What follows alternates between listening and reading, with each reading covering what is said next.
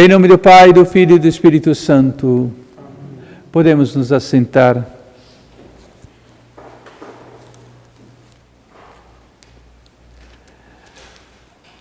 Caríssimos irmãos, nós celebramos hoje esta solenidade da Imaculada Conceição da Santíssima Virgem Maria. É uma das festas mais importantes que nós temos de Maria Santíssima, de Nossa Senhora,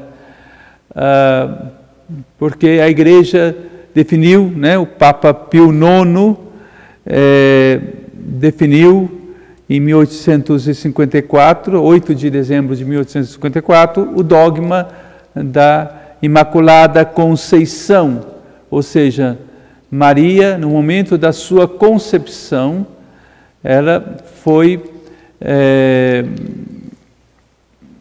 dada a ela a graça, de não levar em si a mancha do pecado original, e nenhum outro pecado durante toda a sua vida. Maria é a Imaculada desde a sua concepção.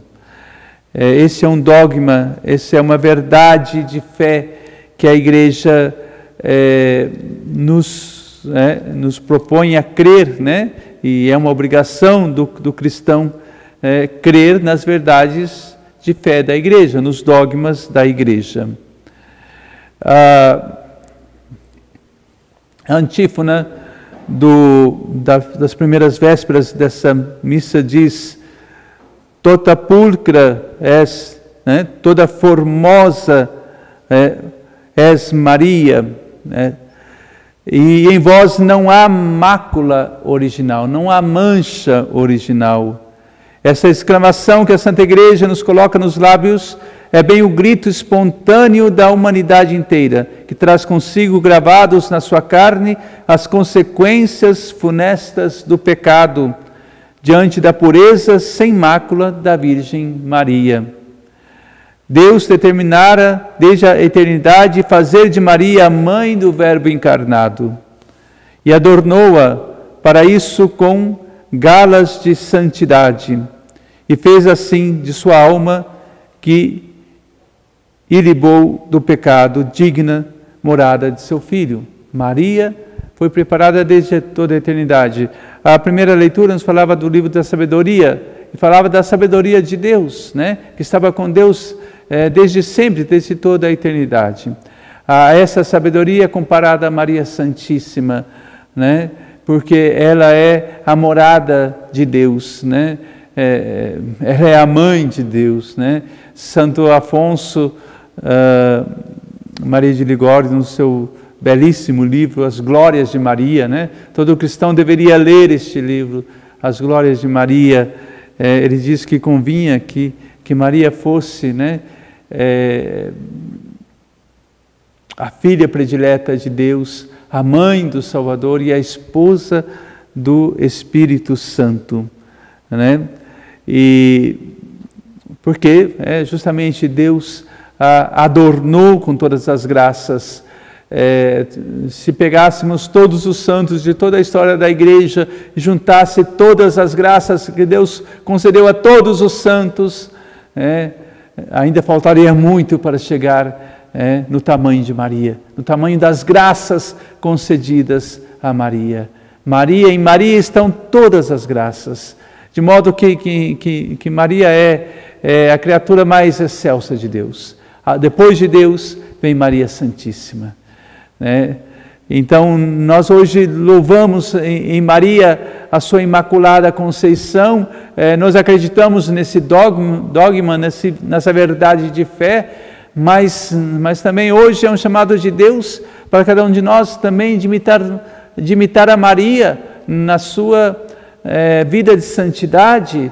Maria, toda pura, toda santa, nós também somos chamados a buscar essa pureza no nosso pensar, no nosso olhar, no nosso falar, no nosso escutar, no nosso ver, no nosso tocar, O pecado ele vem pelos nossos sentidos e nós temos que então mortificar esses sentidos, fazer morrer o que é da carne, o que é da terra, para sermos revestidos, então, deste homem novo, criado lá no nosso batismo, a imagem e semelhança de Deus, né? E viver essa graça que Maria viveu durante toda a sua vida.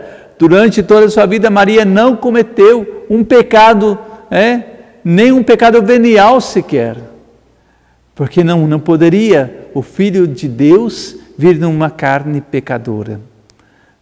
Nós nascemos com a mancha do pecado original, que no nosso batismo é cancelado, né? Deus perdoa. Depois nos dá também o sacramento da confissão, onde ali Deus vai perdoando todos os nossos pecados, vai nos dando todas as graças que necessitamos ao longo da nossa vida. Mas nós somos chamados então a imitar essa santidade, essa pureza de Maria, a imitar a sua humildade, né? Como foi humilde Maria, né? Uma humildade sempre em segundo plano, sempre ali atrás de Jesus, seguindo Jesus, num silêncio, escondida ali. Se vê de Maria nos evangelhos pouca coisa, poucas falas de Maria, no mais estava ali em humildade e servindo. Maria assim que escuta a mensagem do anjo, que diz salve, Ave Maria, salve Maria, o Senhor é contigo,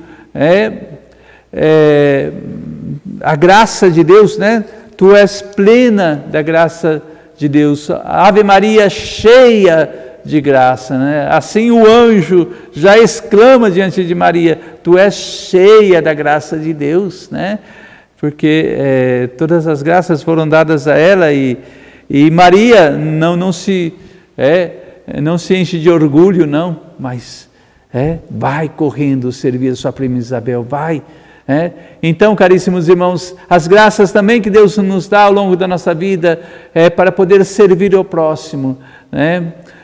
Não existe uma graça particular, própria para mim, para a minha vida, para a minha salvação. Sim, nos ajudam as graças de Deus, mas nos ajudam muito mais quando nos colocamos a serviço do próximo, quando nós servimos os nossos irmãos por amor a Cristo. Assim fazia Maria Santíssima, servia em tudo ali a Jesus Cristo e depois aos apóstolos. Maria Santíssima é aquela que acompanhava a igreja primitiva, a igreja dos apóstolos.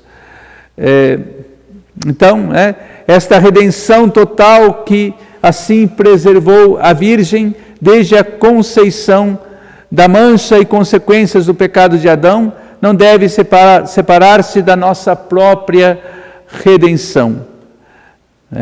Maria é a nova Eva, como diz os padres da igreja. Por Eva entrou o pecado, por Maria entra a graça, entra o Salvador, entra o mundo Jesus Cristo.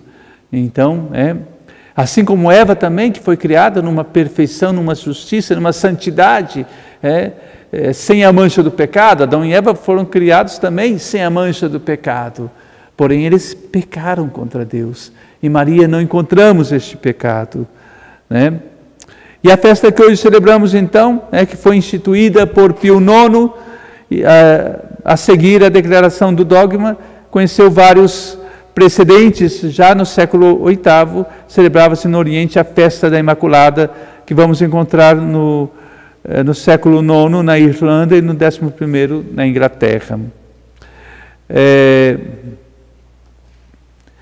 Essas festas são um testemunho do culto tradicional da pureza sem mácula da Senhora, e a definição pontifícia nada mais fez que precisar e afirmar a fé constante da Igreja. Aquilo que se declarou nesse dogma da Imaculada Conceição era aquilo que o povo já vivia. Existe um sensus fidei, um sentido da fé no povo cristão. O povo cristão que ama Deus, ele leva dentro de si esse sentido da fé. Então já se proclamava Maria Imaculada, antes de ser definida pela Igreja como um dogma. Que Deus possa também suscitar em nós, caríssimos irmãos, sempre esse desejo de santidade, esse sentido da fé, né, de buscarmos a Deus, buscar aquilo que agrada a Deus, estarmos unidos a Deus através da sua igreja, né, através da palavra de Deus, através do magistério, através da tradição da igreja. Não existe vida cristã individual, não, eu vivo a minha vida cristã em comunidade, por isso estamos aqui hoje reunidos em comunidade, né? Não caminhamos sozinhos, não, não tem um autocristão, né? Não. Cristão segue a Cristo e segue numa comunidade, assim como Cristo quis, por isso Ele fundou a igreja para a nossa salvação, e colocando ali nessa igreja uma estrela brilhante que é Maria Santíssima, que Stella Maris, né? Assim é cantada a Virgem Maria, estrela do mar, aquela que sobe, né? E que está ali do lado do seu Filho amado, intercedendo por cada um de nós, né? Sim, podemos ir a Jesus por meio de Maria, né? E podemos sim pedir à mãe que o Filho atenderá, com certeza. Então, caminhemos, caríssimos irmãos, com esta alegria, com esse ânimo, com esse zelo que Maria teve durante toda a sua vida, né? Para que o seu Filho viesse ao mundo e para que o seu Filho fosse servido por ela, né? Maria serviu a Jesus, né? Que nós possamos também servir a Jesus com a nossa vida, vivendo uma vida santa, uma vida sem o pecado. Entra nessa luta, nesse combate constante contra o pecado, auxiliado pela Virgem Maria, né? Auxiliado por aquela que não conheceu o pecado, né? Auxiliado por aquela que intercede por nós, né? Junto de Deus, junto do seu Filho Jesus. Que Maria Santíssima hoje nos abençoe, caríssimos irmãos, nessa festa da Imaculada Conceição, e que nos dê a graça da pureza, a graça da conversão do nosso coração. Louvado seja nosso Senhor Jesus Cristo.